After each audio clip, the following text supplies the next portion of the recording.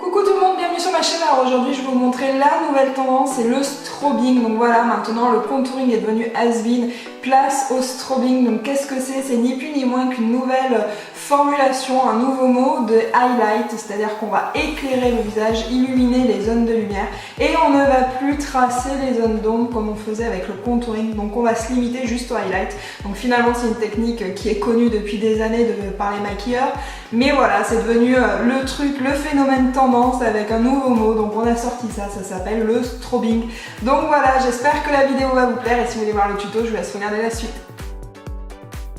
Et je commence tout d'abord par prendre mon professionnel de Benefit pour venir resserrer mes pores et faire une base. De toute façon, essayer de prendre n'importe quelle base avant de commencer n'importe quel maquillage.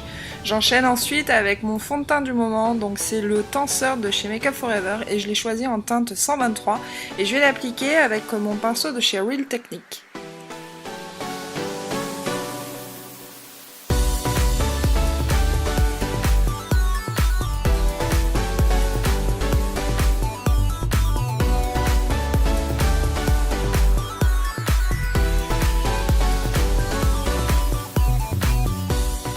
Et donc l'étape essentielle pour le strobing, c'est les lumières. Donc pour ça je vais utiliser ma palette de concealer de chez Make Up Revolution et je vais bien illuminer mon teint. Donc ça vraiment c'est l'étape indispensable avec les highlights, de venir vraiment éclairer ces zones de lumière sur son visage. Donc pour ça je vais utiliser un pinceau plat et je vais en appliquer sur toutes les lumières de mon visage.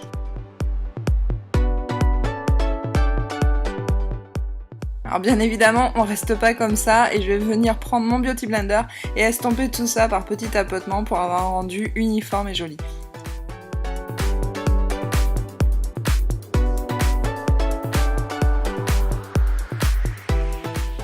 Puis je viens poudrer avec ma poudre super mat de chez Make Up For Ever. Donc je repasse sur les zones de lumière de tout à l'heure et je viens bien matifier. Après avec mon gros kabuki de chez ELF, je vais venir estomper tout ça sur l'ensemble de mon visage. Donc j'applique la poudre vraiment par petits tapotements avec mon Beauty Blender, exactement au même endroit où j'ai déposé mes lumières précédemment.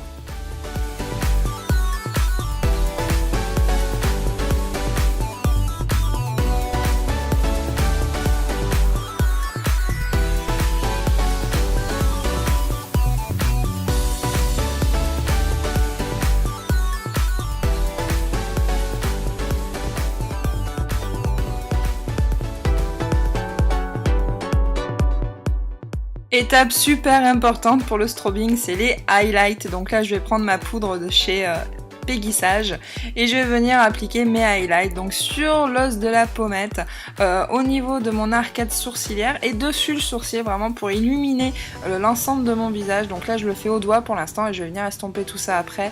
Donc je fais la même chose de l'autre côté, donc sur la pommette, le sourcil, dessus le sourcil et après j'en applique sur l'arête du nez et au niveau de l'arc de Cupidon et du menton.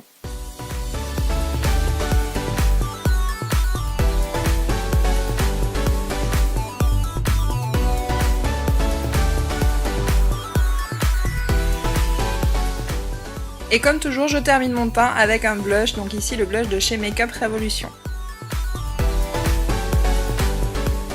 Et enfin, pour terminer le maquillage, je vais venir redessiner mes lèvres. Donc ici, je prends l'Aqualip de chez Make Up For Ever.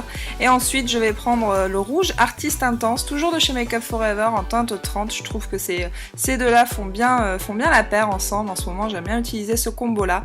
Et par-dessus, pour avoir un effet un petit peu plus scintillant, je vais utiliser un gloss que j'aime beaucoup. C'est celui de chez Yves Rocher. C'est le Sexy Pulp. Donc il sent divinement bon et j'adore les petits reflets scintillants qu'il a à l'intérieur. Donc voilà pour ma bouche ce que j'utilise pour terminer mon look final. Et voilà, le strobing est terminé, j'espère que ça vous a plu, je vous mets tous les liens en barre d'infos pour que vous puissiez reproduire ce maquillage là chez vous. N'hésitez pas à vous abonner à la chaîne, c'est gratuit et en attendant je vous dis à bientôt pour une prochaine vidéo. Ciao ciao. Coucou tout le monde, bienvenue.